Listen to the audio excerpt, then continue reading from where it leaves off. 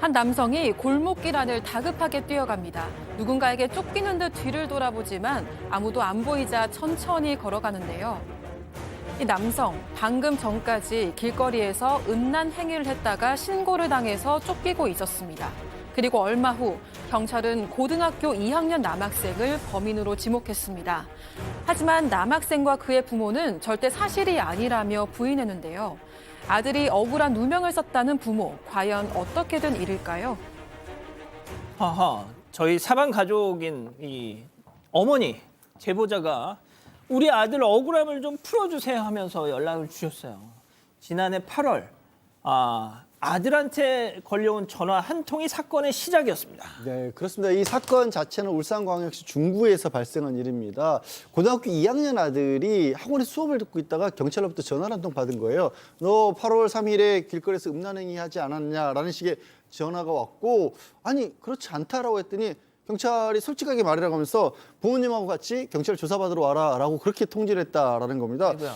이거를 듣고 이 부모님들은 처음에는 이거 보이스피싱인가 싶었다라는 거예요. 하지만 좀 찜찜해서 경찰서 갔더니 아니었어요. 실제로 진지하게 이 조사를 했고, 아들이 편의점에서 찍힌 CCTV 현장 영상을 그 사진을 보여주면서 이게 당신 아들이 아니냐 이런 식으로 다그쳤다라는 겁니다. 그래서 공연 음란죄 가해죄로 지목이 돼서 조사를 받았다라는 거예요. 자, 하루아침에 공연 음란죄, 성도착증 환자, 그 용의자가 된 아들, 이 제보자의 가족은 우리 아들이 그럴 리가 없다. 그리고 아들도 부인을 하고 있고요. 하지만 경찰 생각은 전혀 달랐습니다. 체크포인트 짚어보죠. 100% 맞답니다. 자, 당시 어떤 상황이었는지 제보자분 얘기 직접 들어보시죠. 이 아이가 학원에서 수업을 받고 있을 때 경찰에서 전화가 왔다고 하더라고요. 누구누구 학생 맞죠? 8월 3일 날 이래서 했죠. 뭐 이렇게 묻더래요. 그래서 저희 아이가 무슨 말씀이시냐고 그러니까 다시 재차 이제 그 얘기를 하면서 조사를 해보니까 학생이 범인이다. 그러니까 내일 부모님 모시고 와서 조사 받아라. 그래서 너무나 100% 확신 범인이 맞다는 이렇게 얘기를 하더래요. 아이고 보이스피싱이구나. 그런 무슨 황당한 그런 얘기 그런 게 어디 있냐면서 내가 그랬어요.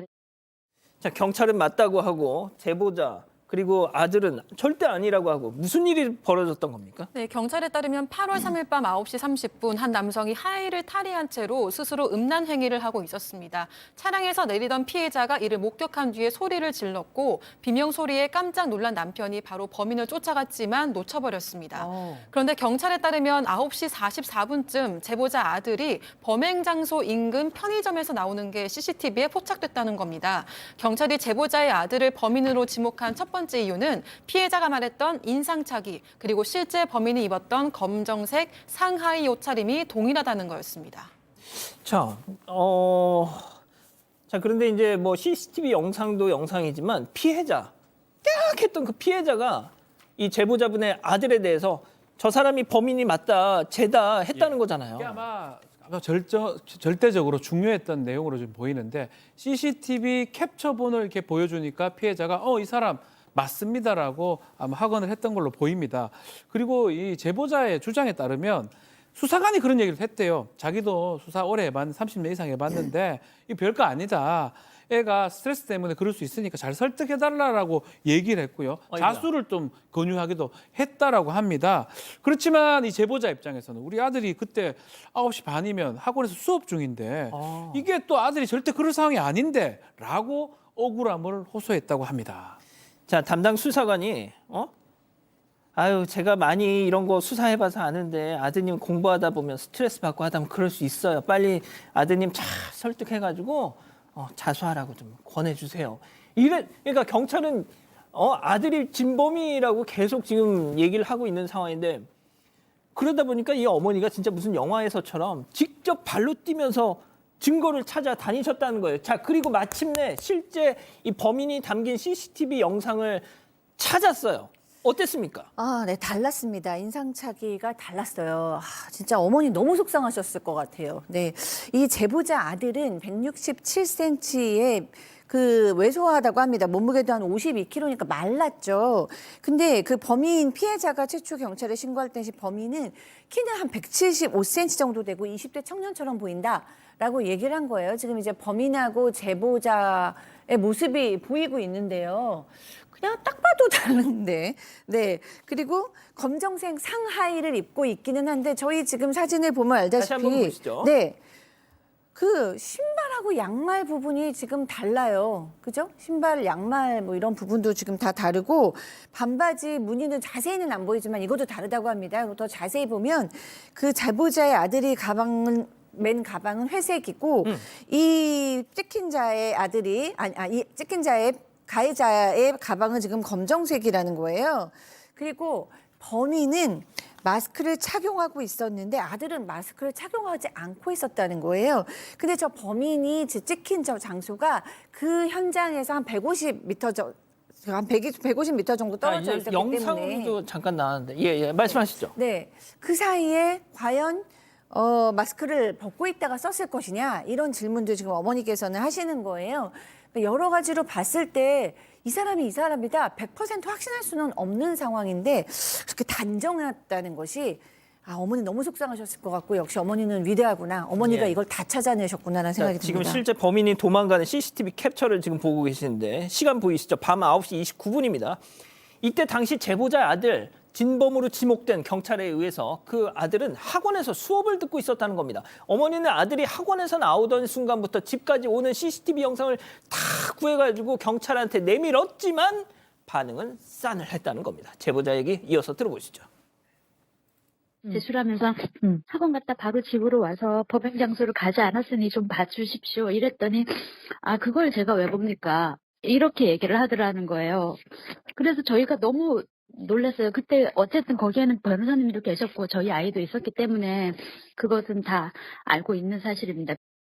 자, 제보자분의 주장이긴 합니다만 네. 그 경찰 수사관이 그걸 제가 왜 봐요라고 했다네요. 납득하기가 좀 어려운 행동이긴 한데요. 일단은 그 시간에 다른 곳에 있는 게 이제 알리바이라고 할 수가 있죠. 그 알리바이가 실제로 학원에 있었기 때문에 학원의 선생님이나 친구들이 다 얘기를 해줍니다. A군 21시 30분까지 학원에 수업을 했다. 알리바이 입증이 된 상황이고요. 더 나아가서 학원에서 나온 35분의 그 CCTV하고 집까지 간 9시 46분의 집의 CCTV 영상 확보를 해요. 그러면 저기에서 더 나아가서 더 중요한 범인이 아니라는 증거를 확보를 했는데 이것을 좀 봐달라고 하면 당연히 봐야죠. 아마 경찰 입장에서는 너무나 확신을 가지고 혹시나 그걸 보게 돼서 흔들릴까 봐 아니면 다른 생각이 들까 봐 그런 것 때문에 이렇게 차갑게 답변을 한 것 같은데 아주 부적절해 보입니다. 야, 이게 좀 보면서도 이해가 잘 안 가는데 제보자분의 주장에 따르면 그 담당 수사관은 오히려 제보자 아들이 참 용의주도 하네요. 뭐 이런 식으로 생각을 했다는 거예요. 주장을 하더랍니다. 결국엔 검찰로 넘겼어요. 그러니까 검찰에 재판에 넘겨달라고 검찰에 넘겼던 거고요. 용의주도하다는 게 무슨 얘기냐면 이렇게 아들이 학원에 있었다. 아들 학원에서 하원하지 않았냐라고 얘기하니까 용의주도해서 그 학원에 있다가 밖에 나가서 범행을 저지르고 다시 학원에 들어갔을 거고 옷하고 가방을 바꿨을 수도 있다. 고등학교 2학년짜리가 학원에서 저 범죄를 저지르기 위해서 저렇게까지 해야 됐을까? 그러니까 저는 이게 보여주는 게 사실 사람은 누구나요.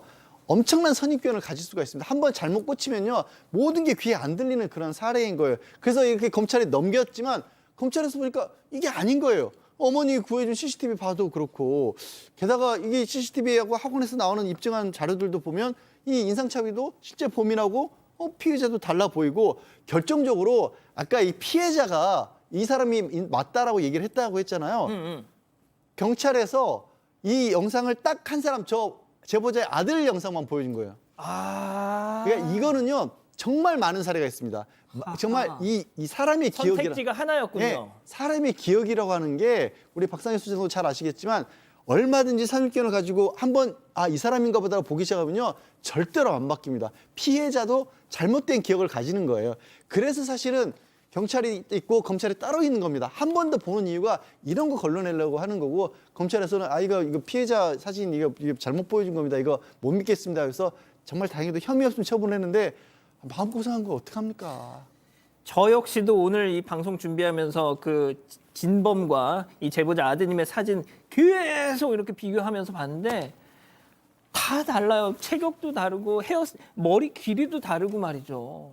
자, 저희가 그래서 담당 수사관 용의 주도하다 뭐 이렇게 얘기를 하다 그분의 어떤 의견, 반론을 좀 듣고 싶어서 계속 연락을 했는데 뭐 출장을 가셨고 언제 돌아올지도 모르는 상황이다. 박 변호사님. 그렇죠. 이제 심리학적 용어로 이걸 확증 편향이라고 합니다. 한번 이렇게 빠져들면 다른 생각들을 다른 증거가 나와도 그 증거를 무시하고 이제 그 믿어왔던 증거, 믿어왔던 영상만 지금 계속 믿게 되는 상황인데 더 나아가서 더 나쁜 거는 뭐냐면 확증 편향 왼쪽이 제보자의 아드님이고 네. 지금 뛰어가는 게 뛰어가는 게 범인이죠. 범인이죠. 근데 확증 편향은 편향이지만 문제는 좀 귀찮음이 있었더니 아닌가 생각이 듭니다. 혹시나 달라져 가지고 사건이 끌어질 수 있고 그런 부분이 혹시나 더 커져 가지고 이런 사건을 잘못 끌어왔다면 저는 조심스럽게 이 손해배상 사유가 되지 않을까 생각도 해보거든요. 뭐 무조건 수사 잘못했다가 되는 건 아니지만 혹시나 중과실이 있는 정도가 된다 그러면 국가배상도 가능할 수도 있다라는 말씀도 드리고 어쨌든 이 피해자, 제보자 같은 동네에 있다고 합니다. 그렇기 때문에 오해를 좀 풀어야 되는데 뭐 이런 부분도 좀 중요해 보입니다. 자, 이 제보자 아드님이 올해 고3이 된대요. 3개월 동안 지옥이었다.